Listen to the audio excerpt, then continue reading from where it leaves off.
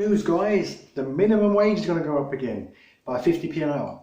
Now, I saw this on my news feed on my phone. If you swipe to the right, you can get a link, get a page full of news articles. And I saw this. It was The Guardian that was putting this article out about how Boris Johnson has announced that in April the minimum wage will be going up to £8.37 or something like that an hour, £8.57 an hour. So the wage is going up. The minimum wage will be raised.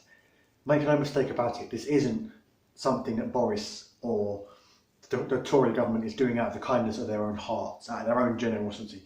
This is a selfish move, because everything a Tory does is a selfish move. This is throwing the dog a bone, if you will, because they've noticed that Jeremy Corbyn and his brand of the Labour Party, the left-wing, actual socialist Labour Party, is very popular. Their policies were very popular. Many of their policies are mainstream policies in places like France and Portugal and places in Europe. They've noticed that. Jeremy Corbyn won more votes in both elections that he stood in than Tony Blair ever did, and the Tories have noticed. So this is them saying, oh, we'll throw the poor people a bone, tell them their money's going up in April, and they'll continue to vote for us. This is nothing short of contempt, condescension towards working people, because the Tories think that if they just throw us a little something, throw us a little scrap, they can continue with the plans they've got over the next 5 years. And make no mistake about it, their plans for the next 5 years are a severe reduction in workers' rights. So while you may be getting £8.57 an hour, and actually if you calculate that, £8.57 an hour, that's the minimum wage.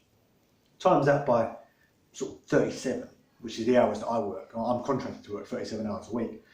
You're making about 20 quid. So what's an extra 20 quid a week on top of your wage packet? Not a lot, is it?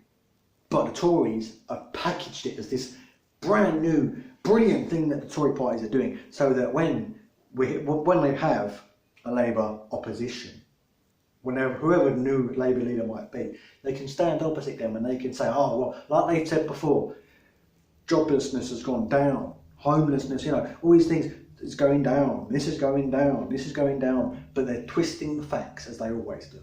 Because while, yes, technically employment is at an all-time high, that doesn't mean that it's sustainable, livable, steady work, does it? All it means is more people are working. It doesn't matter what you're doing. The Tories would have a chimney sweep, would have kids sweeping chimneys, just to claim that employment was on the rise. So they're going to say, oh, well, wages have gone up. We just put the wages up. What more do you want? Well, economists predict that, or estimate, shall I say, that the amount of money you need per hour to live a sustainable life is between sort of £9 and £11, dependent on geography, where you're from, where you work. £9 and £11. So to give us £8.57 an hour is still below the minimum requirement to survive, to live a steady life. It's still down there. They're throwing us tiny little scraps from the table, while no doubt corporate bosses will continue to get massive, massive tax cuts. Banks will continue to get huge bonuses. We'll continue to see the arms manufacturers getting loads of money, making loads of money by selling arms to nutbags in the Middle East. The rich will continue to get rich, and the poor will stay poor. They'll just be throwing a bone every so often. This is the new policy of the Tory party, because they noticed that Jeremy Corbyn and the left wing of the Labour Party is gaining ground. They are gaining popularity. And yes, while the last election and one we just had, Labour was wiped out, they weren't wiped out on a policy basis. The policy that was their downfall was their Brexit policy.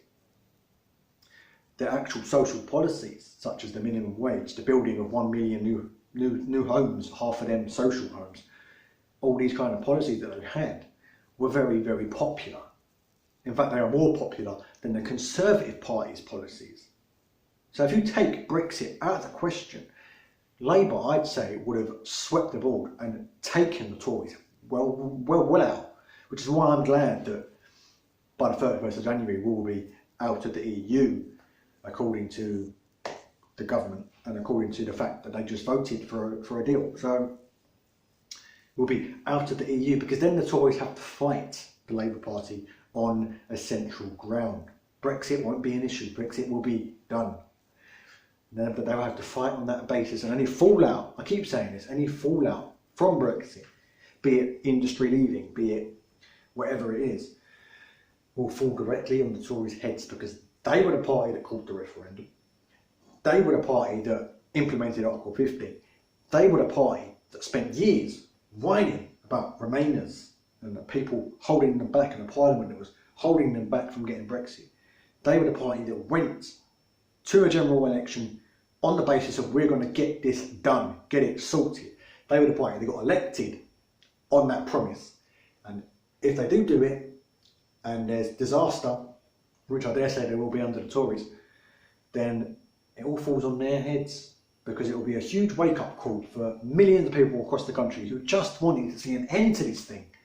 It will be a huge wake-up call to them that, okay, maybe Brexit in this form wasn't the wisest idea, and then they will absolutely obliterate the Tories and vote, hopefully, Labour.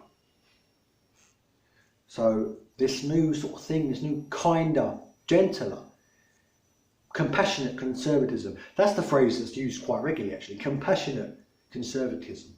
I always thought if you have to put the word compassionate before the name of your party, that says a lot about your party. If you have to specify that your branch of this ideology is compassionate. It's almost like nice Nazism, isn't it? If you have to put a word before your ideology to specify that it's not like it normally is, that really says quite a lot about your ideology and your political party. That's what this is. It's compassionate conservatism. It's nice guy conservatism. It's an attempt to make Boris seem like he already seems is this lovely guy who cares about you. He doesn't care about you. He doesn't care about your family. He could give a shit. While the Labour Party promised an introduction of the living wage of £10 an hour minimum for every worker 16 and up, and they fully costed their manifesto. I'm so sick of hearing this shit about, well, where would they get the money from? They costed their manifesto. They had it all worked out. And while they said £10 an hour for every worker 16 and over, the Conservatives and people who support the Conservatives were saying, oh, well, it's laughable, it's not realistic. And then they went out and rolled out this policy, and in their Queen's speech they specified that the policy that Sajid Javid promised before the election of £10.45 an hour by 2024 was dependent on the economy. So that's a nice little get out clause in there for them. So don't buy it. This isn't Boris Johnson turning heel and turning face and being a good, nice guy who cares. It's not. Everything these dirty little bastards do is self-interested. They don't care. They wouldn't do it if they didn't think that the fallout from them not doing it would be disastrous for them. So thanks for watching. I'll see you in the next one.